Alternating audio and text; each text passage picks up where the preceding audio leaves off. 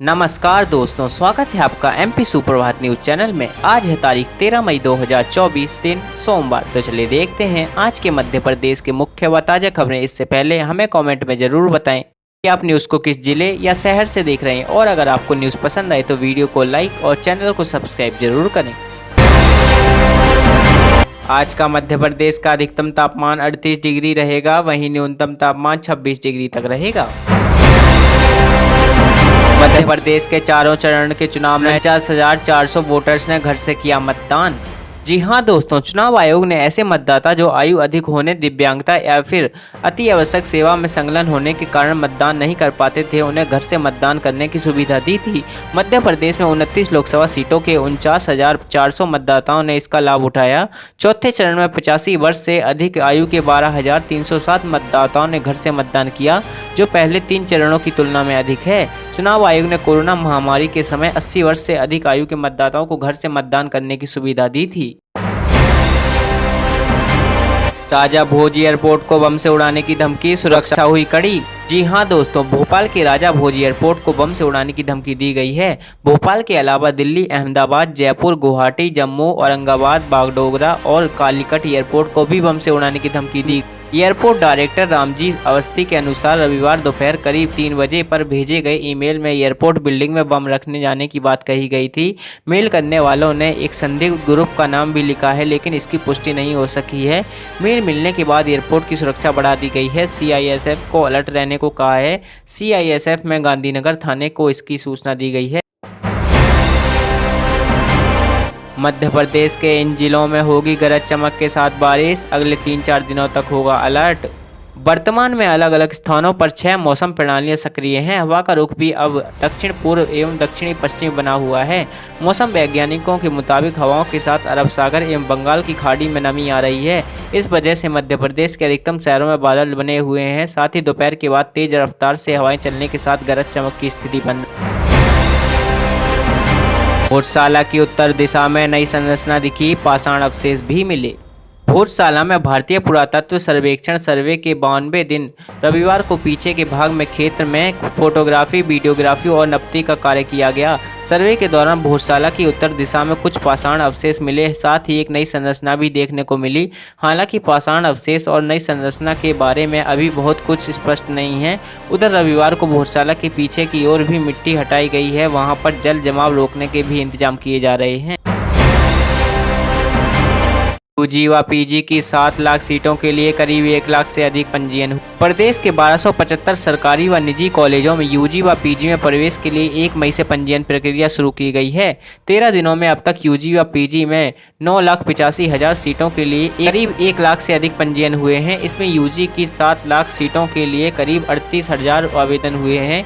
UG के लिए पंजीयन की आखिरी तारीख 20 मई है। मुख्यमंत्री डॉक्टर यादव ने किया मतदाता पर्ची का वितरण, घर घर जाकर किया संपर्क। मुख्यमंत्री डॉक्टर मोहन यादव ने भाजपा प्रत्याशी अनिल फिरोजिया के समर्थन में घर घर जाकर संपर्क कर मतदाता पर्ची का वितरण किया है।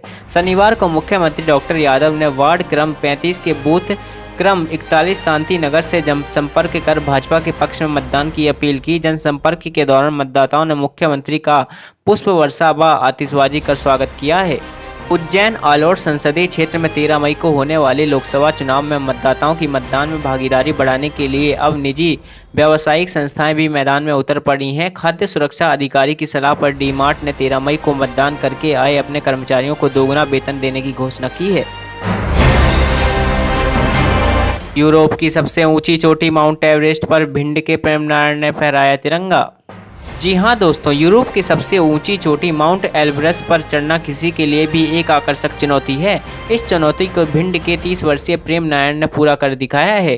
4 दिन और 3 रात में उन्होंने चढ़ाई को पूरा किया है। बता दें कि समुद्र तल से पर्वत की ऊंचाई 5,642 मीटर है। चोटी पर -35 डिग्री सेल्सियस तापमान है। प्रेम नारायण पुत्र राम बरन और अटेट तहसील की कनेरा गांव में रहने वाले हैं।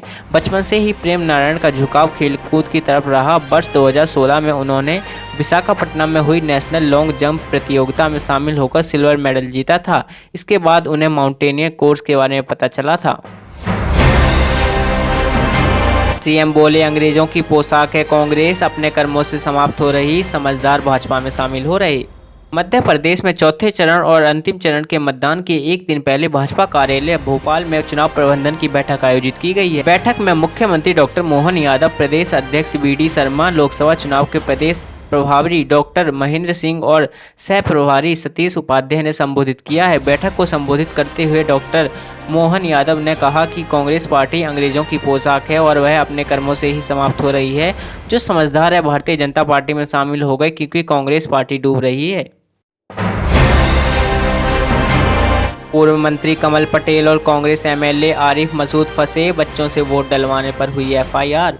प्रदेश के मुख्य निर्वाचन पदाधिकारी अनुपम राजन द्वारा संबंधित जिला निर्वाचन अधिकारियों को जांच कर कार्रवाई करने के निर्देश देने के बाद भोपाल में विधायक आरिफ मसूद के खिलाफ सहजनाबाद थाने और पूर्व मंत्री कमल पटेल पर हरदा के कोतवाली थाने में रविवार को केस दर्ज किया गया है। भोपाल मध्य विधानसभा से विधायक मसूद ने 7 मई को अपने नाबालिग बेटे के साथ मतदान करने पहुंचे थे। इसके बाद उन्होंने बेटे के साथ वोट डालने की फोटो और वीडियो सोशल मीडिया पर शेयर की। इसी तरह पूर्व मंत्री कमल पटेल और अपने नाती के साथ मतदान करने पहुंचे थे, उनके भी सोशल मीडिया पर फोटो और वीडियो शेयर हो गए। इसके बाद एफआईआर दर्ज की गई थी। वोट डालने पर इंदौर में फ्री मिलेगा पोहा, जलेबी और आइसक्रीम। सुबह 7 बजे से लग जाएंगी लाइनें। सोमवार को इंदौर के मतदाता देश की नई सरकार चुनने के लिए वोट डालेंगे। सुबह 7 बजे से मतदान केंद्रों पर लोग मतदान के लिए जाना शुरू हो जाएंगे। भीषण गर्मी की वजह से इस बार मतदाता सुबह जल्दी वोट डालकर ही फ्री होना चाहेंगे। विधानसभा चुनाव में इंदौर में सुबह 7 बजे से मतदान केंद्रों पर लाइन लगना शुरू हो गई है। इस बार कांग्रेस प्रत्याशी अक्षय कांति बम के चुनाव के ठीक पहले नामांकन वापस निकाल देने और भीषण गर्मी के चलते कम मतदाता होने की चर्चाएं चल रही हैं। इसके चलते प्रशासन की पूरी कोशिश है कि इस बार मतदान 75% के करीब हो जाए। कमलनाथ ने बीजेपी पर कसा तंज, बोले ये एक्सपायरी डेट वाली गारंटी लेकर चुनावी मैदान में हैं, इनके झांसे में ना आए। मध्य प्रदेश के पूर्व मुख्यमंत्री कमलनाथ ने एक बार फिर से भाजपा पर हमला बोला है। दरअसल भारतीय जनता पार्टी इस बार लोकसभा चुनाव में मोदी की गारंटी की बात को लेकर जनता के बीच जा रही है। इस पर पूर्व मुख्यमंत्री कमलनाथ ने अपने सोशल मीडिया एक्स पर लिखा है कि इस लोकसभा चुनाव में Bharatiya Janata party expiry date वाली गारंटी लेकर मैदान में है। उन्होंने कहा कि भाजपा दुनिया की इकलौती ऐसी पार्टी है जो जिस बात की गारंटी देती है उसी बात पर यू टर्न मार देती है, इसलिए अपनी अक्ल लगाएं, भाजपा के झांसे में ना आए। पीएम मोदी के सामने चुनावी मैदान में उतरेगा एमपी का ये शख्स, 25,000 के सिक्कों से खरीदा नामांकन पत्र। जी हां दोस्तों, मध्य प्रदेश में लोकसभा चुनाव का यह आखिरी चरण है। यही वजह है कि चौथे फेज को लेकर जोर से तैयारियां हो रही हैं। बीजेपी कांग्रेस दोनों ही पार्टियों की नज़र अब मालवा निवाड़ की 8 सीटों पर है। चौथे चरण में देवास, इंदौर, उज्जैन, मंदसौर, धार, रतलाम, खंडवा और खरगोन लोकसभा पर मतदान होना है। मध्य प्रदेश में चौथे चरण के लिए कल मतदान होना है। उससे ठीक पहले एक बड़ी खबर सामने आई है। दतिया के धरती पकड़ के नाम से प्रसिद्ध इंदरगढ़ कस्बे समाजसेवी रामकुमार वैद्य वाराणसी प्रधानमंत्री नरेंद्र मोदी के खिलाफ चुनाव लड़ने का ऐलान किया है। उन्होंने 25,000 रुपये के सिक्के देकर नामांकन फॉर्म खरीदा है। 14 मई को फॉर्म जमा करेंगे। बता दें कि यहां 1 जून को वाराणसी में मतदान है। गुप्ता 6 माह पहले विधानसभा चुनाव में सुर्खियों में आए थे। चौथे चरण की वोटिंग से पहले चुनाव आयोग की प्रेस कॉन्फ्रेंस, सबसे बड़ी चुनौती है सीट, जाने मतदान पर अहम अपडेट।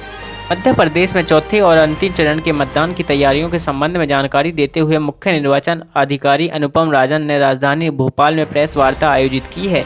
इस दौरान उन्होंने बताया कि आचार संहिता लगने के बाद से अब तक एसएसटी के समेत अन्य कार्रवाई के दौरान 2,96,000 करोड़ की अवधि सामग्री जब्त की गई है। इसमें 23 करोड़ रुपए कैश, 46 करोड़ की अवैध शराब, 15 करोड़ का सोना, 36 करोड़ का मादक पदार्थ जब्त किया गया है। अन्य सामग्रियां भी इसमें शामिल है, जिनकी कीमत 1 करोड़ 74 लाख है। तीसरी फसल का विकल्प बनी मूंग, जिले में सबसे ज्यादा बीना में हुई बोनी। क्षेत्र में किसान रबी और खरीफ फसल पर ही निर्भर थे और इन फसलों के खराब होने से आर्थिक नुकसान उठाना पड़ता है। लेकिन किसानों ने गर्मी के मौसम में मूंग की फसल की बोनी शुरू कर दी है और रकबा इस वर्ष करीब 5,000 हेक्टेयर हो गया है, जो जिले में सबसे ज़्यादा है। तो ये थे आज के मुख्य और बड़ी खबरें। अगर आपको न्यूज़ पसंद आई हो तो वीडियो को लाइक और चैनल को सब्सक्राइब जरूर करें। धन्यवाद।